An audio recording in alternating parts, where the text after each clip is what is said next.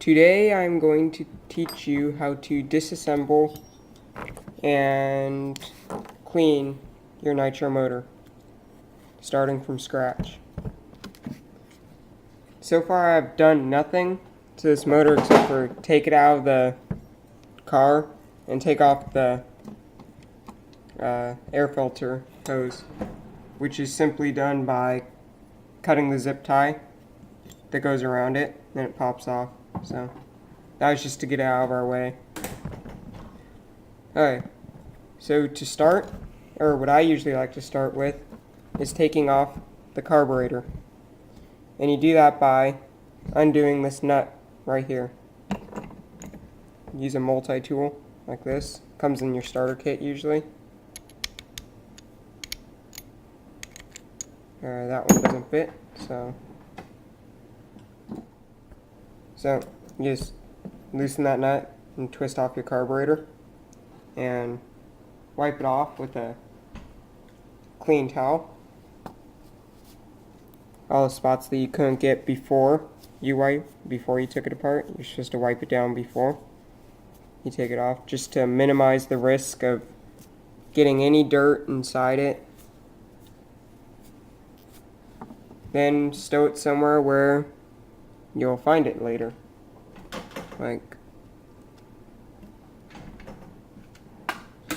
Alright, the next step is taking off this Allen wrench bolt, releasing the clutch bell housing. Now, you're going to have to hold the flywheel in place with something. I usually just hold it in place with like a pair of pliers like this.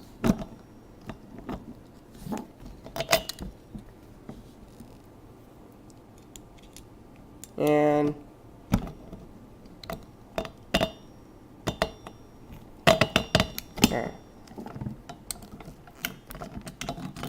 I put some Loctite on this bolt before, so it's stuck. There it goes.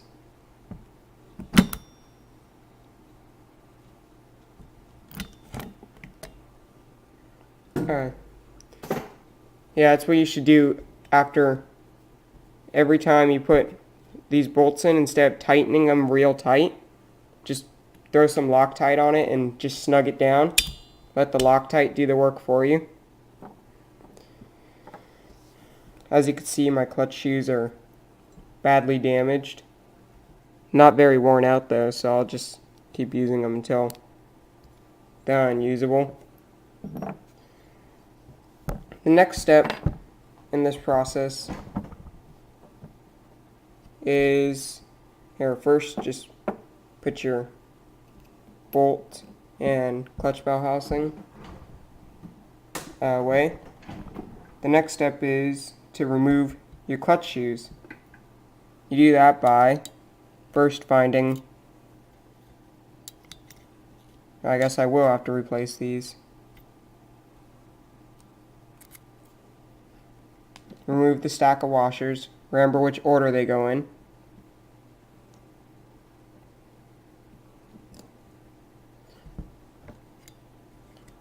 Well, you take your flathead screwdriver or clutch. I don't know, there's a special tool out there to remove these. I don't have one. Flathead screwdriver just works the same. You wedge it under there, under the spring.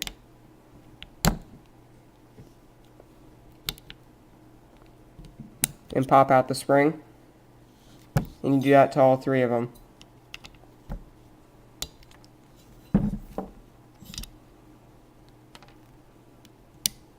Yeah, these clutch shoes are unusable. Have to replace those.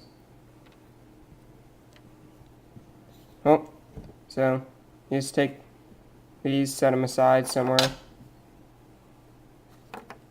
where you won't lose them. Now you come to getting the flywheel off. Some people have flywheel wrenches and stuff like that. It slips over all three notches, holds it in place. I don't have one of those, so again, what I'm going to use is just a pair of robo grips. Works the same. I just haven't gotten around to buying one. Then you take your multi-tool when it comes in the starter kit. Find which one fits it.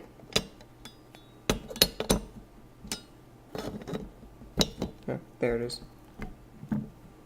And loosen up the flywheel bolt until it comes all the way off.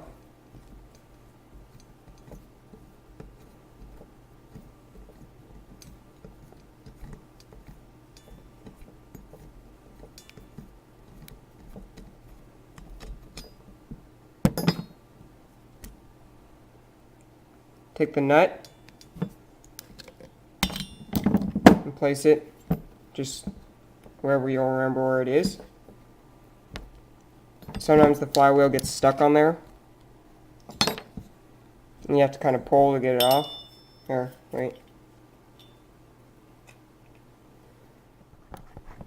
Alright, once you finally get it loose, the flywheel just slides off like that. There should be a washer and a cone shim that tensions the flywheel on there. I like to stack mine inside of the flywheel and set the flywheel aside. Now we come to removing the pull start. So to do that on mine, you just take a flathead or Phillips head screwdriver. This one's too big.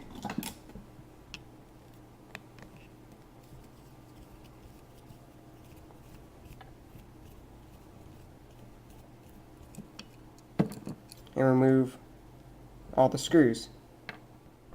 Now that you have removed all the screws, just simply pull off your pull start. Under my pull start, it has a spring that keeps this nut in.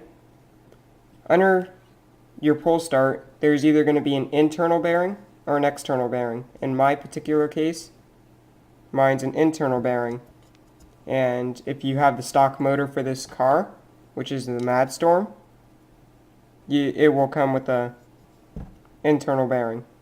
So you just take the shaft out, place it inside the pull start like this, and place it somewhere. I'm just going to place it in my drawer here.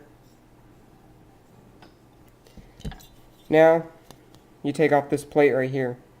For that, the 4 Allen wrench bolts. Again, if you have this particular car with the particular motor, it's going to be 4 Allen wrench bolts. Most nitro motors are basically the same. It's just going to vary like how many bolts you have to take off for different cars. Like some have 5, some have 6, just depending on how good of quality your motor is. This one's just stock, like I said, so it's not the best out there.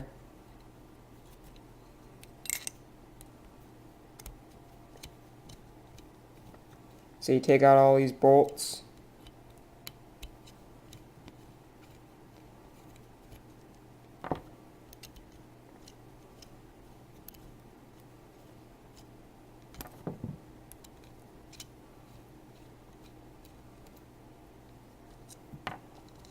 And place them where you will not lose them. Again. Now, take this plate. And I usually like twisting it a little bit, just to get it loosened. If it doesn't loosen, which this one hasn't been taken off in a while, sometimes have to push at it with the flathead. Don't push on it like if you're doing with the flathead, go to this side a little bit, go to that side, go up top, make sure it's even, otherwise it won't come out smoothly.